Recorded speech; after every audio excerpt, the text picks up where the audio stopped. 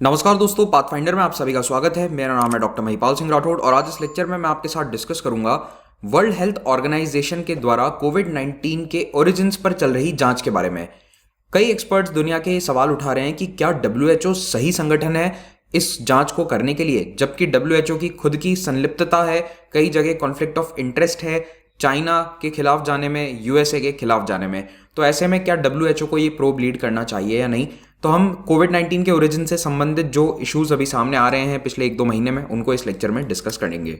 अगर आप मुझसे अनअकैडमी पर जुड़ना चाहते हैं तो मुझे इस आईडी पर वहां फॉलो कीजिए। You can search for me with this handle everywhere else. pathfinder_UPSC Telegram channel पर आपको इस लेक्चर का पीडीएफ डाउनलोड करने के लिए मिल जाएगा। अनअकैडमी के कॉम्बो सब्सक्रिप्शन पर, जिसमें जीएस और ऑप्शनल दोनों की आपकी तैयारी हो जाएगी, उस पर 35% डिस्काउंट इस वक्त ऑनगोइंग है और इस कोर्स के बारे में हम ज़्यादा जानकारी लेंगे लेक्चर के अंत में। कोविड 19 वायरस की शुरुआत कैसे हुई, इसकी जांच करने के लिए डब्ल्यूएचओ ने अपनी एक टीम को चाइना भेजा था और इनकी रिपोर्ट फेज 1 की आ चुकी है। इस रिपोर्ट के जारी होने के बाद दुनिया के कई एक्सपर्ट्स ने यह सवाल उठाया है कि क्या डब्ल्यूएचओ सही संगठन है इस जांच को पूरा करने के लिए। अभी फेज 2 उसका स्टार्ट होना बाकी है। मार्च 2021 के महीने में जब डब्ल्यूएचओ और चाइना की इस जॉइंट स्टडी, जिसने वायरस की शुरुआत की जांच करी थी, ये रिलीज होती है, उसमें यह बात कही गई कि वायरस जानवर से इंसान में आया है और लैब से लीक होने के चांसेस बहुत ही कम है, एक्सट्रीमली अनलाइकली चांसेस हैं। जबकि दुनिया में कई लोग यह आरोप लगा रहे हैं कि कोविड 19 वायरस चाइना की वुहान वायरोलॉजी लैब से लीक हुआ था।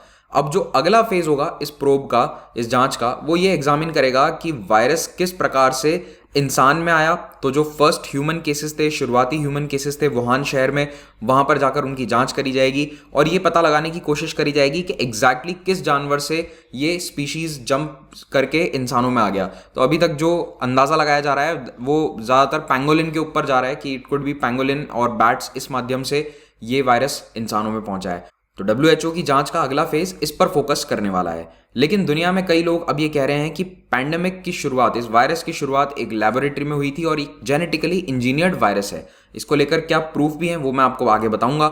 लेकिन ये जो थियोरी है ये काफी समय से ट्रैक्शन गेन कर रही है। यूएस प्रेसिडेंट जो बाइडेन ने भी यूएस इंटेलिजेंस के रिव्यू को ऑर्डर किया है, ये देखने के लिए कि कहीं वायरस जेनेटिकली इंजीनियर्ड तो नहीं था। कोविड 19 बीमारी की शुरुआत हुई थी चाइना के वुहान शहर में दिसंबर 2019 में, जब पहले केसेस आने स्टार्ट हुए थे। तो उस समय ये बताया गया था कि वुहान शहर का जो वेट मार्केट है, जहां पर जानवरों को, जिंदा जानवरों को काट कर बेचा जाता है, वहां से ये वायरस लोगों में फैला था, क्योंकि जो शुरुआती केसेस थे वो सभी इस वेट मार्केट से जुड़े हुए थे। बिल्कुल इसी प्रकार का वायरस ट्रांसमिशन आज से 18 साल पहले सार्स बीमारी के समय भी देखा गया था, 2002 और 2003 में। उस समय बैट वायरस सिवेट से होते हुए इंसानों में आ गया था और ये चाइना के ही वेट मार्केट से बीमारी उस समय भी आई थी। इसी प्रकार से एक बैट वायरस कैमल्स से होते हुए इंसानों में आया था 2012 और 13 में, जिसका नाम रखा गया था middle east respiratory syndrome, MERS। तो दिसंबर में पहले केसेस आने के बाद जनवरी में जब वुहान शहर में इंसानों में संक्रमण तेजी से फैल रहा था, उस समय भी डब्ल्यूएचओ ने चाइना का बचाव करते हुए 14 जनवरी 2020 को यह ट्वीट किया था कि ह्यूमन टू ह्यूमन ट्रांसमिशन के कोई एविडेंसेस नहीं मिले हैं। जबकि उस समय वुहान के हॉस्पिटल्स धीरे धीरे भरने स्टार्ट हो चुके थे। तो चाइना ने हुबेई प्रोविंस के अंदर बहुत बड़ा लॉकडाउन भी लगा दिया था जनवरी में। 23 जनवरी को तो पूरे प्रांत में लॉकडाउन लगा दिया गया था। लेकिन इसके बावजूद डब्ल्यूएचओ चाइना का बचाव करता रहा। उसके बाद फरवरी और मार्च के महीने में जब वायरस पूरी दुनिया में फैल गया, तब इसके ओरिजिन को लेकर 2 थियरीज थी। पहली थियरी जो ज्यादातर लोगों ने उस वक्त मानी वो ये कि चाइना के जो वेट मार्केट्स है वहां से ये बीमारी आई है, जिस प्रकार से सार्स आई थी 2013-2003 में, तो उसी प्रकार का संक्रमण यहाँ है। लेकिन एक दूसरी थियरी भी ट्रैक्शन गेन करती है, जिसमें यह बताया जाता है कि इस वायरस का निर्माण एक लैब में किया गया था। टू बी स्पेसिफिक, वुहान की जो वायरोलॉजी लैब है, जो चाइना की सबसे top most virus research lab है, वहां पर इसे इंजीनियर किया गया, इसे बनाया गया और गलती से ये वहां पर लीक हो गया, या फिर इसे बायो वेपन के तौर पर जानबूझकर जनता में रिलीज किया गया। तो ये थियरी लोगों में काफी पॉपुलर हो गई थी। कई लोगों ने इसको कहा कि ये कॉन्स्पिरेसी थियरी है, this is not true. Pandemic के शुरुआती महीनों में तो ज्यादातर पब्लिक परसेप्शन यही बनाया गया था कि ये बीमारी जानवरों से ट्रांसमिट होकर इंसान में आई है। इनफैक्ट फरवरी 2020 में लैंसेट में एक पेपर पब्लिश हुआ था, जिसमें यह कहा गया कई साइंटिस्ट के द्वारा कि ये कोरोना वायरस वाइल्ड लाइफ में ओरिजिनेट हुआ है, यानी कि जानवरों में ओरिजिनेट हुआ है, और लैब वाली थियरी को पूरी तरह से नकार दिया गया। अमेरिकी व्हाइट हाउस के chief medical adviser Anthony Fauci ने भी उस समय यही बात कही थी कि कोई साइंटिफिक एविडेंस नहीं है कि ये वायरस लैब में बनाया गया है। लेकिन जो लैंसेट का वो लेटर था, या लैंसेट की जो ये वाली स्टडी उस समय आई थी, इसको बाद में रिट्रैक्ट कर लिया गया, इसको हटा दिया गया जब ये बात सामने आई थी कि ये लेटर पीटर डजैक, जो कि इको हेल्थ अलायंस चलाते हैं न्यूयॉर्क शहर में, उनके द्वारा ऑर्गेनाइज करवाया गया था। क्योंकि डजैक का जो ऑर्गेनाइजेशन है इको हेल्थ अलायंस, ये वुहान इंस्टीट्यूट ऑफ वायरोलॉजी को फंड करता है, और इसको पैसे कहाँ से आते हैं? यूएस गवर्नमेंट के इंस्टीट्यूट्स के द्वारा इको हेल्थ अलायंस को फंडिंग दी जाती है। तो इनडायरेक्टली वुहान की जो लैब है उसको फंडिंग यूएस गवर्नमेंट के थ्रू भी गई थी। वैसे मैं आपको ये बात स्पष्ट बता देता हूं कि ये कोई निराली बात नहीं है। दुनिया में बहुत सारी लैबोरेटरीज को कई गवर्नमेंट्स के थ्रू फंड किया जाता है। इनफैक्ट यूएस गवर्नमेंट दुनिया भर में कई लैब्स को फंड करती है, लेकिन इस ऑर्गेनाइजेशन के द्वारा directly Wuhan institute of virology को फंडिंग दी जा रही थी। तो यहां पर एक कॉन्फ्लिक्ट ऑफ इंटरेस्ट था जो उस समय लोगों के सामने नहीं आया, लेकिन बाद में जब सामने आया तो ये जो आर्टिकल है इसको इन्होंने विड्रॉ भी कर लिया था। लेकिन एक बहुत बड़ा सवाल यह है कि आखिर साइंटिफिक कम्युनिटी वायरस के जीन्स के साथ छेड़छाड़ करती क्यों है? तो देखिए, इसका आंसर यह है कि वायरसेस के जीन्स को मॉडिफाई करके हम भविष्य की बीमारियों से बचना चाहते हैं या फिर उन्हें स्टडी करना चाहते हैं। तो यहां पर वुहान की लैब में भी इसी प्रकार का रिसर्च चल रहा था कि अगर भविष्य में कोई पैंडेमिक आ जाती है तो ऐसा वायरस कैसे इंसानों में आएगा, उसी को स्टडी करने के लिए इस प्रकार के एक्सपेरिमेंट्स किए जाते हैं। तो ये जो लैब एक्सपेरिमेंट्स हैं, इनसे वायरसेस को इंसानों को इन्फेक्ट करने के लिए डेंजरस बनाया जाता है। इसी सोच के साथ वायरोलॉजिस्ट ने 1918 में आए स्पेनिश फ्लू के वायरस को भी रिक्रिएट किया है। जो पोलियो वायरस है, ऑलमोस्ट एक्सटिंक्ट हो चुका है, उसको सिंथेसाइज किया गया। स्मॉल पॉक्स के जीन को एक दूसरे वायरस में डाला गया। तो इस प्रकार के एक्सपेरिमेंट्स यहां पर किए गए थे वुहान लैब में भी, और दुनिया के कुछ और लैब्स में भी ऐसे रिसर्च होते हैं। तो वायरोलॉजिस्ट जो वुहान लैब में थे, उनका specific focus bat corona viruses पे है, क्योंकि ये जो कोरोना वायरस फैमिली है ये बैट्स में बहुत कॉमन होती है। बैट्स में कई प्रकार के, और बर्ड्स में भी बहुत प्रकार के कोरोना वायरसेस नॉर्मली पाए जाते हैं, लेकिन उनमें वो बीमारी नहीं करते।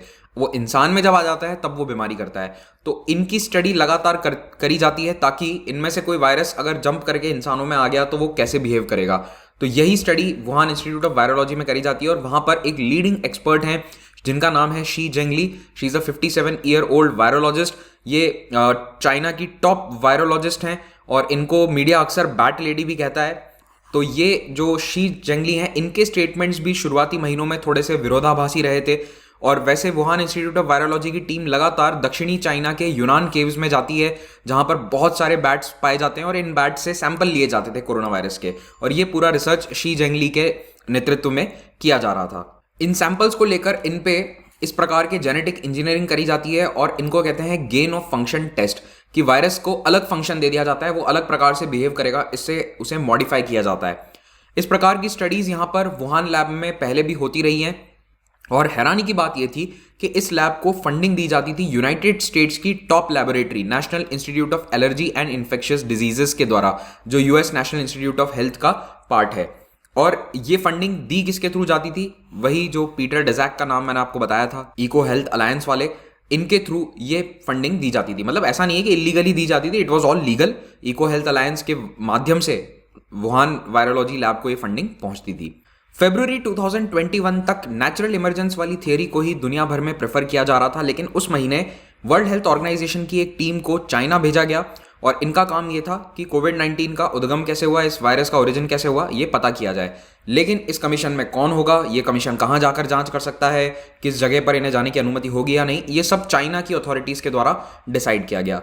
हैरानी की बात यह है कि इस कमीशन में पीटर डजैक भी थे। बाय द वे, पीटर डजैक खुद एक बहुत रिस्पेक्टेड वायरोलॉजिस्ट हैं, ब्रिटिश वायरोलॉजिस्ट हैं, और ये खुद अपना इको हेल्थ अलायंस चलाते हैं। तो ये भी इस WHO के द्वारा बनाए गए कमीशन में शामिल थे, और इसी कमीशन ने यह बात कही थी कि वायरस लैब से तो बिल्कुल भी नहीं निकला है। लेकिन अब हैरानी की बात यह है कि अभी जून 2021 में, यानी लगभग 10 दिन पहले, पीटर डजैक UN बैक्ड कमीशन जो अलग से कोविड-19 की जांच कर रहा है, उससे इन्हें बाहर निकाल दिया गया। अब वैसे इन्होंने कहा यह है कि रिक्यूज किया गया है। रिक्यूज का मतलब कोई व्यक्ति अपने आप को खुद बाहर कर लेता है किसी मीटिंग या कमीशन से, लेकिन वो इनडायरेक्टली इसका कहने का मतलब यही है कि इन्हें इस ग्रुप से हटा दिया गया है। तो ये थोड़ा सा और सरप्राइजिंग है। यूनाइटेड स्टेट्स के नेशनल इंस्टीट्यूट ऑफ हेल्थ का एक और डिसीजन इस पूरे मामले पर सवाल खड़े करता है।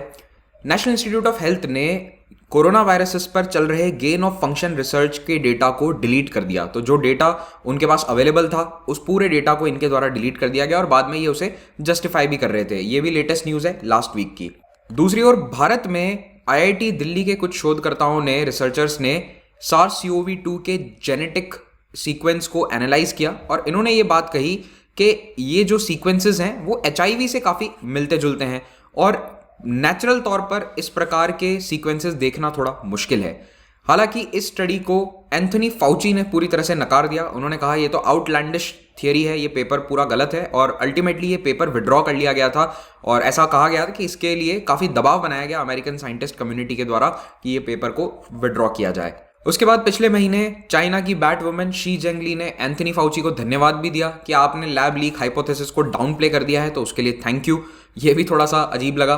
तो अब कुल मिलाकर WHO की क्रेडिबिलिटी पर सवाल क्यों बन रहे हैं? पिछले 3 महीनों में अमेरिका के कई टॉप न्यूज़पेपर के जर्नलिस्ट ने इन्वेस्टिगेटिव जर्नलिज्म करके इस पूरे मामले की परतों को उजागर करने की कोशिश करी है और इन सब ने यही रिपोर्ट किया है कि यूनाइटेड स्टेट्स की गवर्नमेंट ने डेफिनेटली इस कंट्रोवर्शियल रिसर्च को पैसा दिया और अब ये उसे छुपाने की कोशिश कर रहे हैं। यूनाइटेड स्टेट्स के जो अपने ऑफिसर्स हैं उनको खुद को ये बातें दबे मुंह कही जा रही हैं कि आप इस मामले में ज़्यादा तहकीकात मत करो, क्योंकि अल्टीमेटली ये जो वुहान लैब है इसका फंडिंग है वो यूएस गवर्नमेंट के द्वारा आता है और बिना बात के अनवेलकम अटेंशन आएगा यूएस गवर्नमेंट की फंडिंग के ऊपर। तो इस प्रकार से यूएस गवर्नमेंट इस पूरे मामले को खुद थोड़ा सा ठंडे बस्ते में रखना चाह रही है। तो यूएस और चाइना दोनों ही इस पूरे मामले में डीपली इन्वॉल्व हैं।